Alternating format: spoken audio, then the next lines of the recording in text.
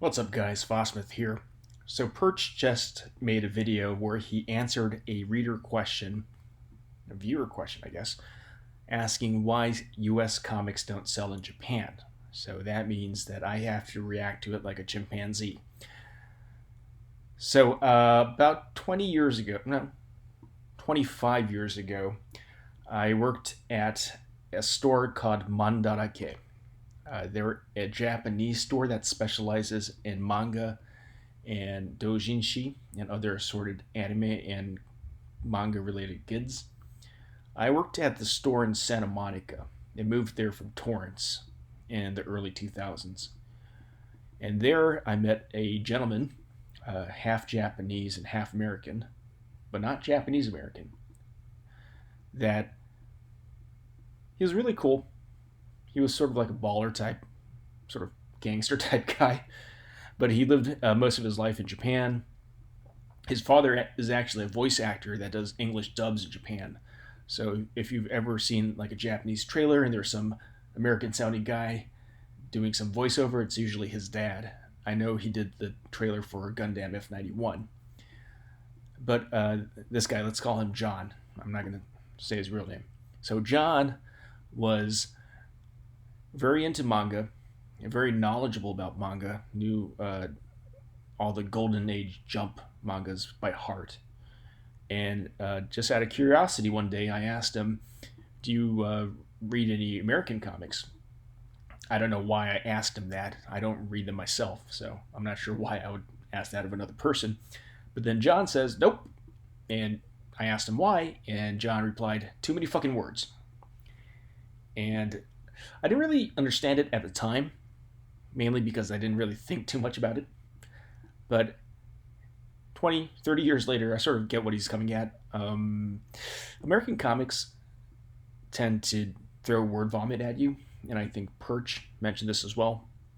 And they don't really use that many panels when it comes to conveying non-action action.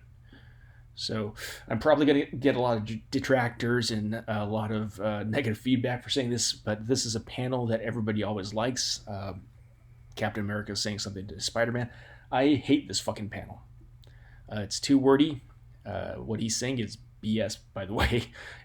Captain America has been an unquestioning pawn of the U.S. government for 80 years. So he's essentially lying here.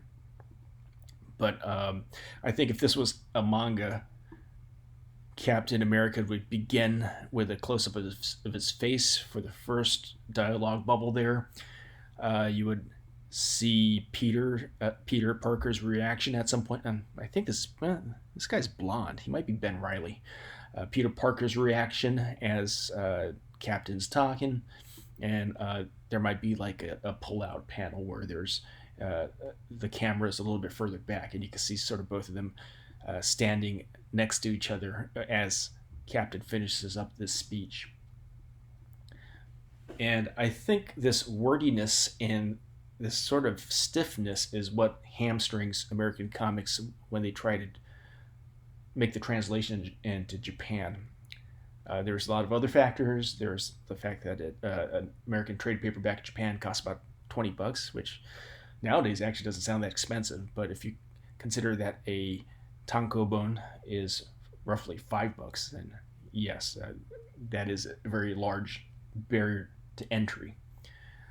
But it's just the way that the paneling is executed, and this isn't even getting into the lack of genres in American comics. But there's your brain sort of turns off if it's not exciting. Unfortunately, it's a visual medium. You have to show, don't tell, and I think Perch sort of talked about this as well. But if you're gonna just make this one art piece, essentially, what's one illustration, and have 4 word bubbles in the same panel, it doesn't work for a lot of people. Just my 2 cents. I know I'm probably going to get a lot of negative feedback for shitting on this panel, but it's my opinion. All right, guys. The world's crazy. Please be safe. This has been your boy Fosmith. Peace.